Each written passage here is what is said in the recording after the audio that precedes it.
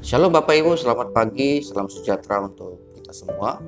Kembali berjumpa dengan saya dalam Renungan Harian pada hari ini, Senin, tanggal 1 Maret tahun 2021. Seperti biasa, sebelum kita mendengar firman Tuhan, mari kita tundukkan hati dan kepala, kita bersatu di dalam doa. Bapa Surgawi, Bapa yang terkasih di dalam Tuhan kami Yesus Kristus, syukur kepada punya Tuhan untuk pagi hari yang indah yang Tuhan berikan kepada kami pada saat ini. Sepanjang malam Engkau telah memelihara kami dengan begitu baiknya. Dan saat ini Bapak, sebelum kami boleh mulai segala aktivitas kami pada hari ini, kami ingin mendengarkan firman Tuhan yang akan boleh menjadi landasan dan kekuatan di dalam kehidupan kami. Bersalawat Tuhan kepada kami semua, kami sedia untuk mendengarnya. Di dalam nama Tuhan kami Yesus Kristus kami sudah berdoa. Amin. Baik, firman Tuhan yang akan saya bacakan sebagai dasar perenungan kita pada pagi hari ini terdapat dari Injil Markus pasal yang ke-8 ayat yang ke-31 dan ayat yang ke-34 hingga ayat yang ke-36. Injil Markus pasal 8 ayat 31 dan kemudian dilanjutkan ayat 34 sampai dengan 36. Demikian bunyi firman Tuhan tersebut untuk kita dengarkan bersama. Kemudian mulailah Yesus mengajarkan kepada mereka bahwa anak manusia harus menanggung banyak penderitaan dan ditolak oleh tua-tua, imam-imam kepala, dan ahli-ahli Taurat, lalu dibunuh dan bangkit sesudah 3 hari. Ayat yang ke-34. Lalu Yesus memanggil orang banyak dan murid-muridnya dan berkata kepada mereka, setiap orang yang mau mengikut aku, ia harus menyangkal dirinya, memikul salibnya dan mengikut aku. Karena siapa yang mau menyelamatkan nyawanya, ia akan kehilangan nyawanya. Tetapi barang siapa kehilangan nyawanya karena aku dan karena Injil, ia akan menyelamatkannya. Apa gunanya seorang memperoleh seluruh dunia, tetapi ia kehilangan nyawanya? Demikian juga pembacaan firman Tuhan yang berbagi dari kita semua, yang tidak hanya mendengarkan, tapi yang juga melakukannya di dalam kehidupan kita setiap hari. Saya memberikan judul renungan pada pagi hari ini, yaitu percaya meskipun banyak tantangan. Sekali lagi saya ulangi, percaya meskipun banyak tantangan. Tentu kita sudah mendengarkan firman Tuhan yang kita sama-sama dengarkan pada minggu yang lalu. Temanya adalah berani percaya. Tentu saja setiap orang memang pada dasarnya berani karena sesuatu dasar. Karena ada alasan yang mau kita sampaikan atau kita katakan yang menjadi dasar sehingga kita boleh melakukan sesuatu. Setiap orang pada dasarnya berani karena ia tahu bahwa ia mengetahui sesuatu atau punya dasar yang kuat sehingga bersikap berani pada hal itu.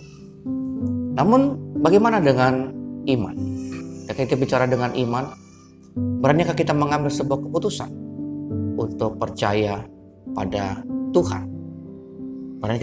Beranikah kita mengatakan bahwa kita tidak takut mengalami dan menghadapi berbagai tantangan karena iman kita kepada Tuhan? Hari ini firman Tuhan hendak mengingatkan kepada kita semua bahwa menjadi seorang Kristen itu memang harus punya dasar yang kuat, harus dasar yang kokoh.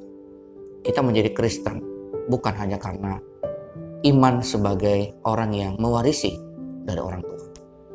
Kita menjadi seorang Kristen bukan karena iseng. Kita menjadi seorang Kristen bukan karena tidak sengaja. Kita mungkin menjadi orang Kristen bukan karena tidak ada pilihan lain. Kita menjadi Kristen bukan karena alasan-alasan seperti itu.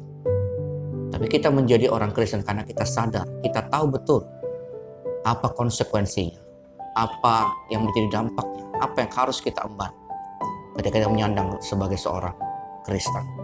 Nah, hari ini firman Tuhan juga ingin menyapa dan mengingatkan kita. Tuhan sendiri sebelum ia menuju pada salib, dalam cerita ini digambarkan ia menyampaikan kepada murid-muridnya tentang apa yang harusnya mereka lakukan sebelum mereka mengambil keputusan benar-benar untuk mengikut Tuhan. Sayangnya Tuhan tidak menyampaikan hal-hal yang menyenangkan. Tuhan tidak menawarkan sesuatu yang menarik bagi mereka secara dunia. Justru sebaliknya, kalau tadi kita baca firman Tuhan pada ayat yang ke-31, Tuhan justru memberitahukan bahwa ia akan menderita, ia akan dibunuh, tapi kemudian ia bangkit pada hari ketiga.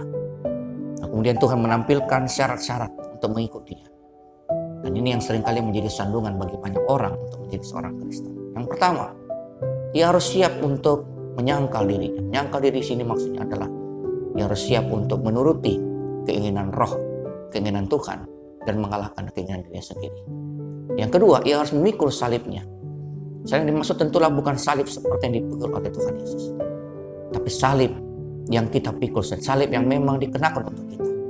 Salib itu dalam hal ini adalah ketika kita melakukan kebenaran seturut atau karena iman percaya kita kepada Tuhan. Dan terakhir adalah mengikut Dia. Itu artinya bahwa kita mengikuti, kita mentaati. Bukan sekedar predikat, bukan hanya di mulut saja. Tapi ketika kita sedang mengatakan kita mengikut Kristus, maka kita mengikuti cara Dia hidup. Apa yang dikerjakannya, itu juga yang kita lakukan. Lalu kemudian pada ayat yang ke-35 sampai dengan 36, kita melihat bagaimana Tuhan Yesus menggambarkan banyak orang yang saat ini lebih mementingkan keduniawiannya, kebutuhan-kebutuhan di dunia. Tapi ia lupa satu hal, ia lupa mempersiapkan iman percayanya. Padahal kita tahu kehidupan di dunia ini adalah sifatnya sementara. Dan setelah itu kita akan kembali, kita akan dipanggil, kita akan keluar dari dunia ini. Dan pada saat itu nanti kita tidak membawa apapun yang kita raih, yang kita peroleh, yang kita alami, yang kita capai di dunia ini. Tapi hanya hubungan kita yang pribadi, iman percaya kita lah yang akan kita bawa untuk dihakimi oleh Allah. Tentu saja hal ini menjadi peringatan bagi kita. Untuk apa? Kita memperoleh semua isi dunia ini. Ketenaran, harta duniawi, popularitas, pujian, apresiasi, prestasi, dan seterusnya.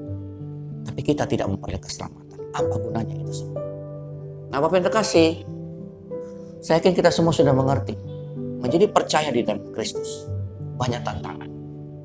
Kita diberitahukan bahwa kita akan mengalami berbagai-bagai penderitaan.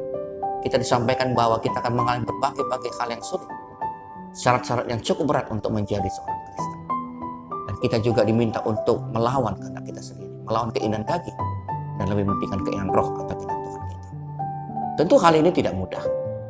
Banyak orang yang mungkin tidak siap untuk melakukannya. Tetapi berbahagialah kita Bapak dan Ibu yang terkasih kalau kita tetap memilih untuk percaya kepada Tuhan di dalam Yesus Kristus meskipun banyak tantangan. Saya yakin dan percaya kalau kita meminta senantiasa kekuatan daripada Tuhan, maka kita akan sanggup untuk melakukannya. Selamat beraktivitas, tetaplah percaya meskipun di dalam berbagai-bagai tantangan. Tuhan memberkati kita semua. Kita bersatu dalam doa.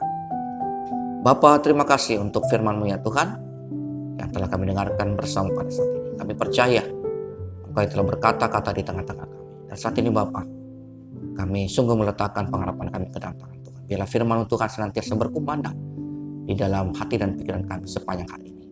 Berkati pekerjaan kami, berkati usaha yang kami lakukan. Berkati anak-anak kami Tuhan, berkati setiap orang yang bekerja, yang melakukan aktivitasnya pada hari ini. Jauhkan kami dari hal-hal yang tidak kami inginkan, sakit, penyakit, kecelakaan, hal-hal sebagainya. Terima kasih Bapak, terima kasih. Inilah doa dan syukur kami Tuhan kepada-Mu. Hanya di dalam nama Tuhan kami Yesus Kristus kami sudah berdoa. Amin. Shalom Bapak Ibu, selamat pagi. Tuhan memberkati kita semua.